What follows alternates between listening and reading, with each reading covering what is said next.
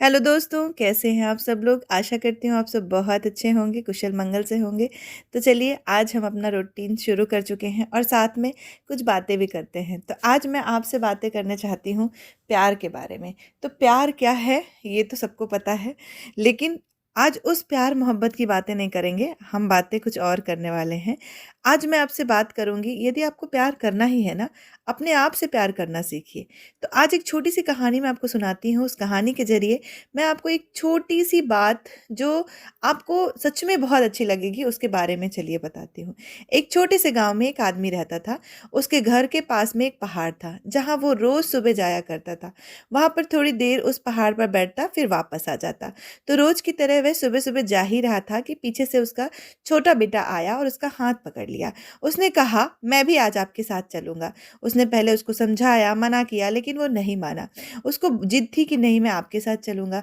पहाड़ का जो रास्ता था वो थोड़ा सकरा था, तो वो आदमी अपने बच्चे को ले जाने से डर रहा था। लेकिन बच्चे ने जिद की तो पिता ने फिर उसकी बात नहीं रोकी और उसको लेके चल दिया। जैसे ही पहाड़ चढ़ाई शुरू हुई, रास्ता बहुत पतला था। पहाड़ के राइट साइड में खाई थी, तो लेफ्ट साइड में पहाड़ था। वो पहाड़ की चोटी तक पहुंचने ही वाले थे, तभी रास्ते में एक बड़ा सा पत्थर आया। क्योंकि पिता उस रास्ते से रोज आता जाता था, तो उसे पता था कि वहां पर पत्थर है। वह साइड से निकल गया, लेकिन जो बेटा था उसका ध्यान कहीं और था। तो वह उसका घुटना जाकर उस बड़े पत्थर से टकरा गया। जैसे ही पत्थर से वह टकराया, उसके मुंह से बहुत जोर से चीख निकली। चीख जिस तरीके से निकली उसी तरीके से रिटर्न हुई। तो पहाड़ों में गूंजने के कारण रिटर्न होती है। तो बच्चे को ये लगता है कि कोई उसको मतलब उसका मजाक उड़ा रहा है। तो उसने जोर से चिल्ला के बोला, कौन हो तुम। तो फिर से आवाज रिटर्न हुई। बच्चे को बहुत गुस्सा आया। तो वह सोचने लगा कि मेरा जो मजाक कौन उड़ा रहा है। गुस्से से कहा, मैं तुम्हें छोड़ूंगा नहीं। और फिर जैसे ही उस गूंज को फिर से वह सुना, वह घबरा गया। उसका उसका पिता समझ गया कि क्या हो रहा है। उसने अपने पिता का हाथ कस के पकड़ लिया। उससे पूछा कि कौन है जो मुझे इतना तंग कर रहा है, मेरा मजाक उड़ा रहा है। कौन है पापा जो यहाँ छुपा हुआ है, मुझे इतना डरा रहा है। उसके पिता ने उसको बड़ा मुस्कुराया और उसने खाई की तरफ देखा और जोर से बोला, तुमसे बहुत प्यार करता हूँ, मैं तुमसे बहुत प्यार करता हूँ। वह सुनकर फिर से आवाज रिटर्न हुई। बच्चा हैरान हो गया।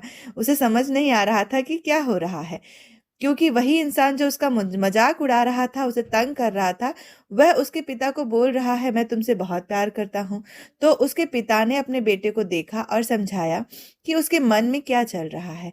फिर वह दोबारा उन्होंने बोला, तुम बहुत अच्छे हो। यह सुनकर उसका बेटा थोड़ा सा मुस्कुराकर पूछा अपने पिता से कि ये क्या हो रहा है। फिर उसके पिता ने अपने बेटे को समझाया, जो आवाज तुम सुन रहे हो ना, वो किसी और की नहीं है, ये तुम्हारी ही आवाज है, जो कि पहाड़ों में गूंज रही थी और तुम्हें अपनी ही आवाज सुनाई दे रही थी। जैसे तुम बोलते हो, ठीक वैसे ही तुम्हें सुनाई देता है। अगर तुम गुस्से में कुछ कहोगे तो पलटकर जो आवाज आएगी उसमें भी गुस्सा ही होगा।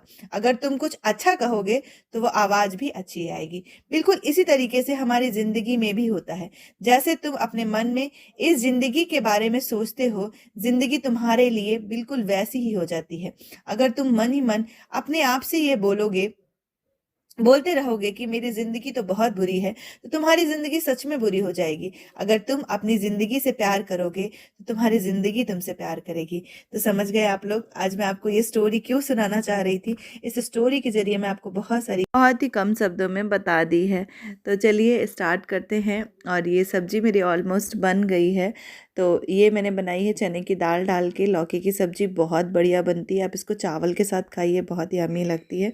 हस्बैंड को थोड़ा लौकी कम पसंद है, चाहे जैसे भी बना दो ना उनको पसंद नहीं आती, लेकिन आज की सब्ज़ी शायद वो बहुत अच्छे से खाएं, तो मैंने बहुत मन से बनाई है। और साथ में इनके लिए मैंने परवल आलू की भी सब्ज़ी बना दी है, क्योंकि फिर यदि पसंद नहीं आएगी ना तो फिर नखरे करेंगे, तो मैंने इसलिए बना दी है। मन नहीं मानता है ना, जब अच्छे से घर से खाना खा के ना जाए ना, तो अजीब सा मन लगा रहता है। और ये देखिए मेरा आंवला जो है वो ऑलमोस्ट पक गया है, इसकी कलियां बहुत अच्छे से निकलने लगी हैं। तो इसको भी मैं अलग करके रख दूँगी, थोड़ा ठंडा होगा। इसको बहुत ठंडा नहीं करना, हल्का सा ठंडा होगा तभी इसकी कलियाँ मैं निकाल लूँगी। और मैं आपको कुछ गुड न्यूज़ बताने वाली थी ना, तो गुड न्यूज़ के बारे में बहुत सारे लोग ने गेस भी किया, कमेंट सेक्शन में लिखा, तो बिल्कुल सही है आप लोग। हमारे घर में एक छोटा सा मेहमान आने वाला है बहुत जल्दी ही। और आप लोग को लग रहा होगा ना तब भी मैं इतना क्यों काम धाम कर रही हूँ, तो मैं आपको बताऊँ ना, ये जो प्रेगनेंसी है ये कोई बीमारी नहीं है। आप इसको एंजॉय करिए, जब भी आपको ऐसा लगे तो थोड़ा रेस्ट करिए। तो जो भी प्रेग्नेंट वुमेन ये देख रही होंगी तो उनको अपने मन में आप बिठाइए कि कोई बीमारी नहीं है, तो अपने आप एक्टिव रहोगे। और मैं आपको बताऊँ, मैं सच में बहुत ज़्यादा एक्टिव हूँ, अभी तक एक्टिव हूँ।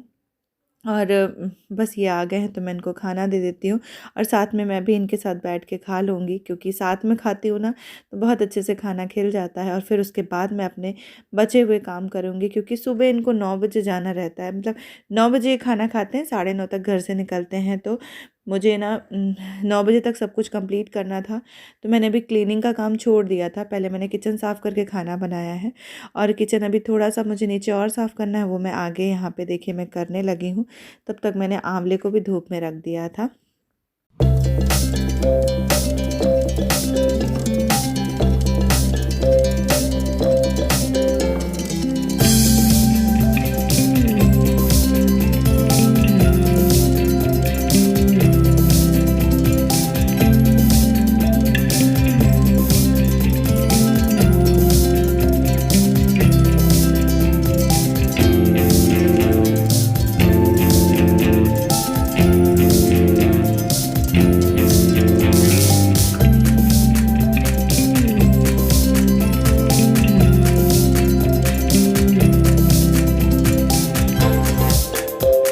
और मैं हमेशा सुबह ही नहाती हूँ, पर आज मैंने थोड़ा नहाने में लापरवाही कर ली है, क्योंकि ठंड मुझे ज़्यादा लग रही थी।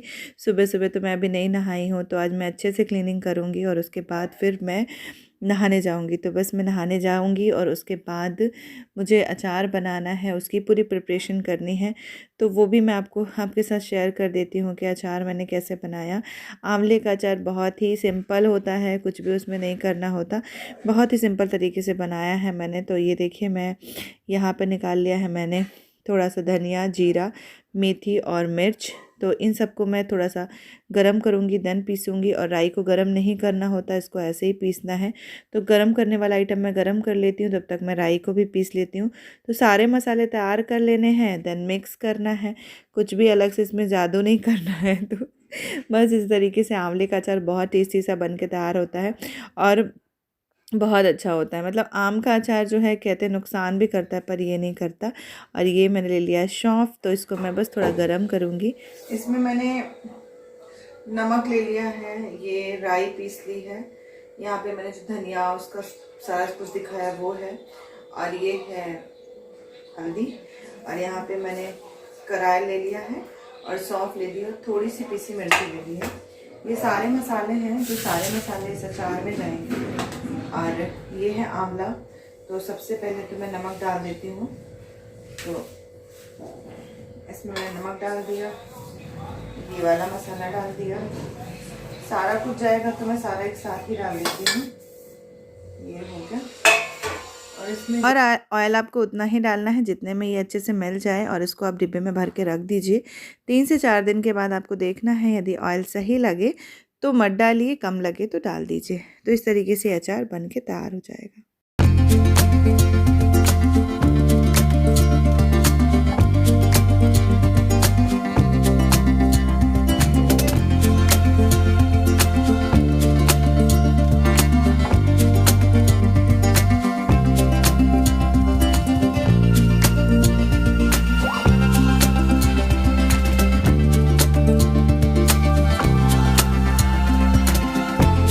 ट्रेन से दस्तक दे दी है, तो मैंने थोड़ा सा चीला बना लिया है अपने लिए, और मैं उसको खा रही हूँ, साथ साथ में मोबाइल में बातें भी कर रही हूँ। तो बस आज का दिन यहीं पे ख़त्म होता है। आपको कैसा लगा मेरा ये रूटीन, तो ये दिनचर्या मेरी अभी चल रही है। मैं अपने आप को एक्टिव रखने के लिए सब कुछ करती रहती हूँ और ज़रूरी भी है। तो आज का वीडियो यदि आपको अच्छा लगा हो तो चैनल को लाइक करिएगा, सब्सक्राइब करिएगा और दोस्तों के साथ शेयर करिएगा। और वीडियो पसंद आए ना तो कमेंट ज़रूर करिएगा। Thank you for watching. मिलेंगे नेक्स्ट ब्लॉग में।